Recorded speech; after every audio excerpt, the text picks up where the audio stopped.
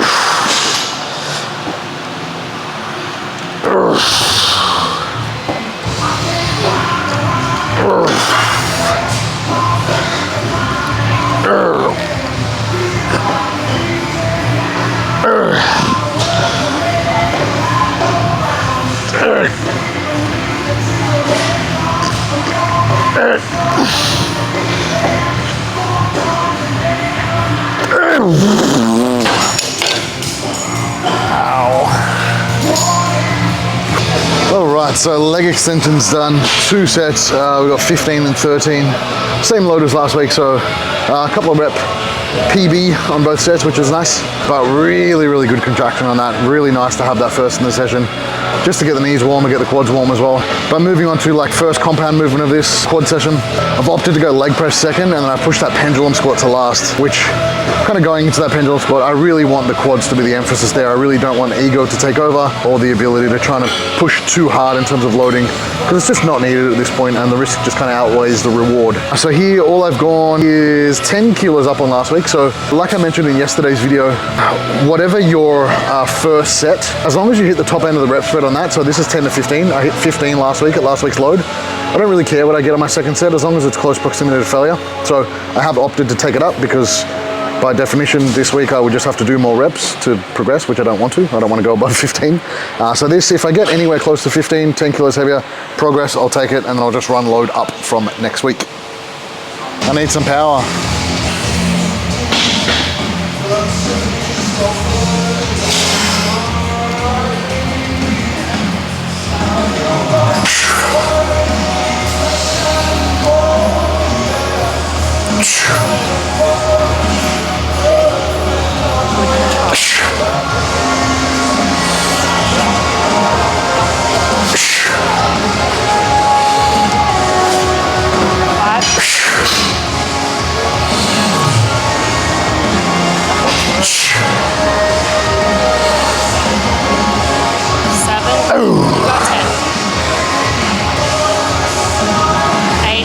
Good, 2 more. 9, good, and again. Easy. Good.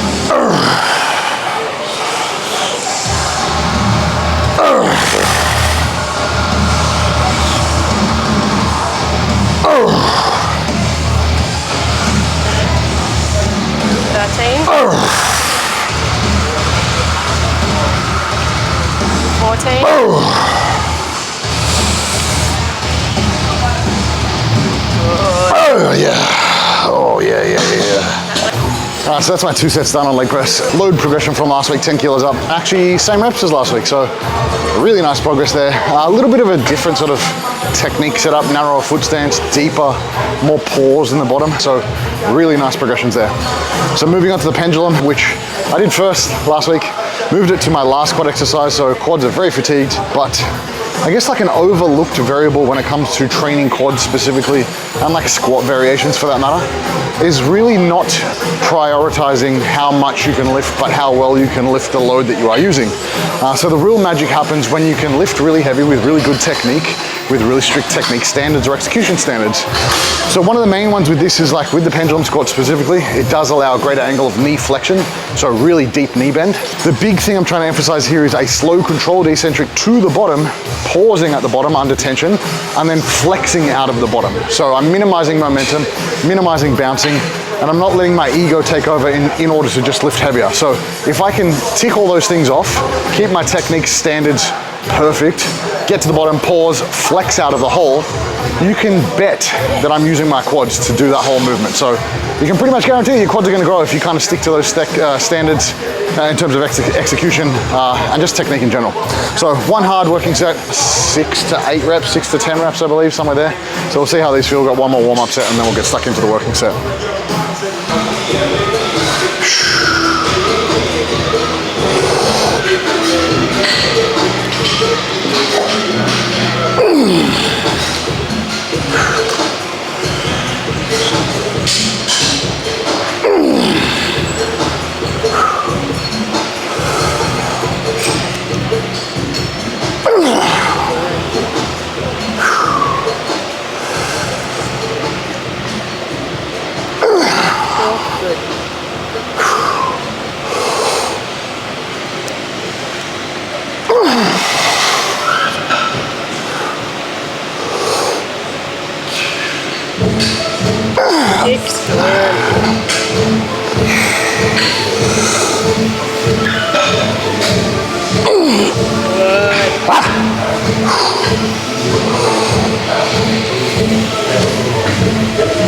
That's it.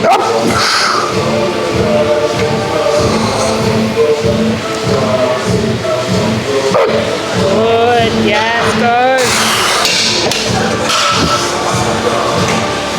Yeah. What are we at? 5 sets of quads done.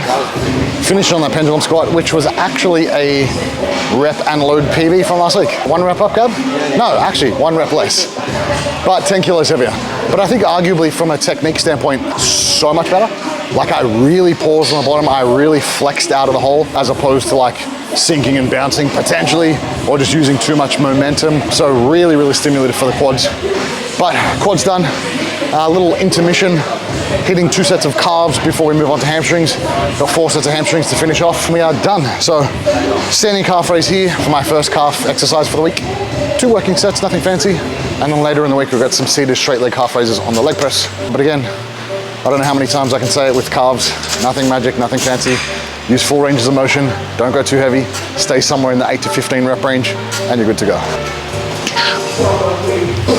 Whoa.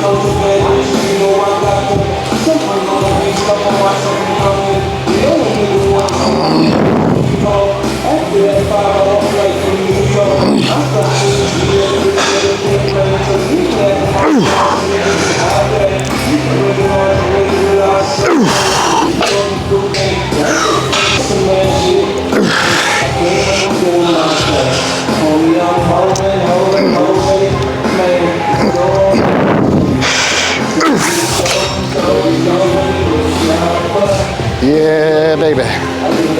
All right, after a brief intermission, calves done. Little load progression, reps matched for last week. Moving on to hamstrings. So 1 set on the seated curl, just because I do have some more length and position stuff later in the week for hamstrings. I've got 2 sets of seated curl later in the week, plus some RDLs. So 1 set here, 2 sets on the lying, and then we are done. So I'll rip into this. Don't really need a warm up. My legs are already warm as. So last week's working load didn't hit the top end of the rep range. So aiming for 15 here at the same weight as last week.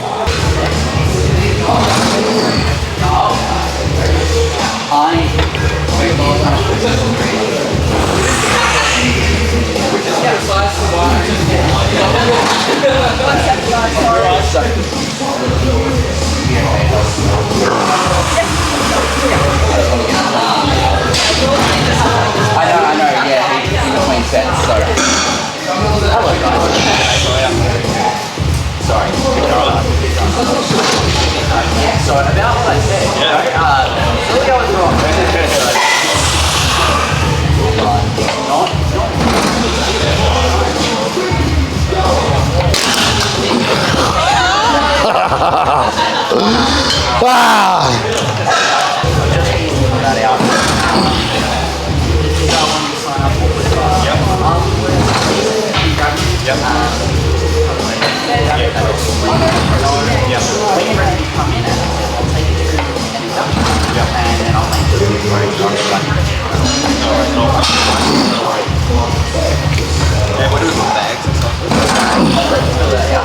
But we just normally just have bags.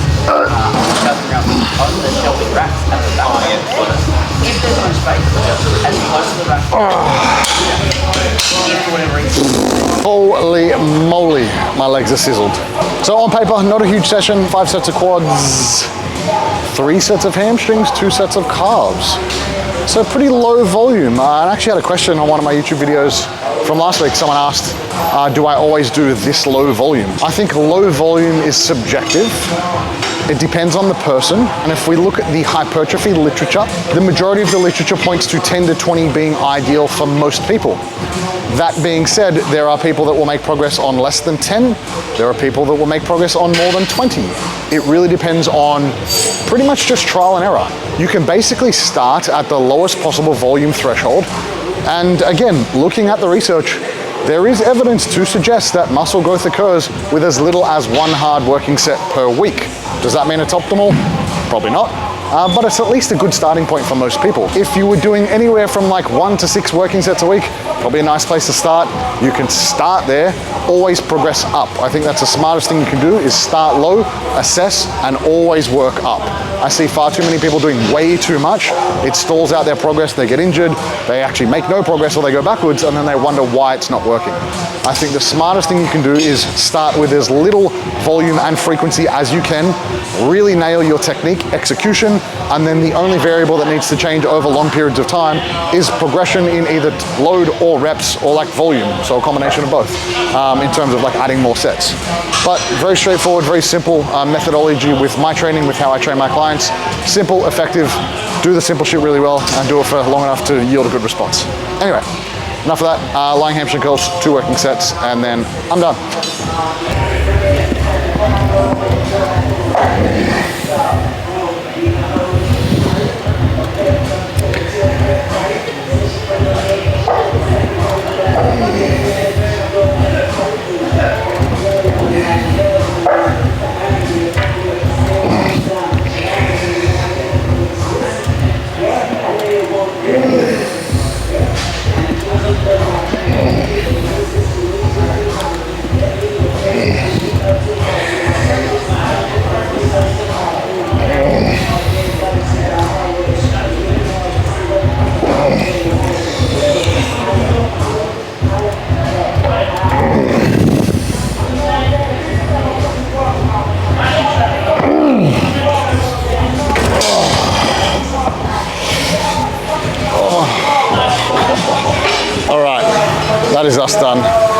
legs done for another, well actually quads done for another week. We've got hamstrings later in the week. I think it'll be Saturday, 4 working sets of hamstrings. But man, this is actually a really good session. I love it. And I mentioned this in a few videos, just the benefits of like compounding effort. And I mean that in the sense that like just doing the same stuff over and over again really, really well and making small progressions over time that accumulate to a big result in the end. So like this session has stayed exactly the same for the last 2 programs now.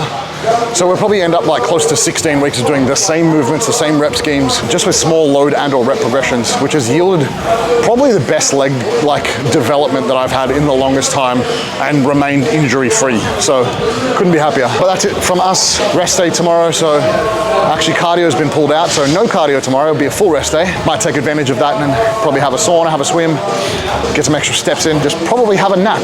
Find as well the deeper I get into prep, the more I like leverage extra recovery. So on the days I'm not training, just try and do something that's going to yield some hopefully positive benefits from a recovery standpoint, whether it's a nap, a sauna, a massage, something of the likes. But until next time, guys, the support is appreciated. I love making these videos. I hope you guys get a lot of value from it. And most importantly, that you like, comment, share, subscribe, engage with the content. It means the world to me. So I'll see you guys in here for Thursday's pool session, I believe.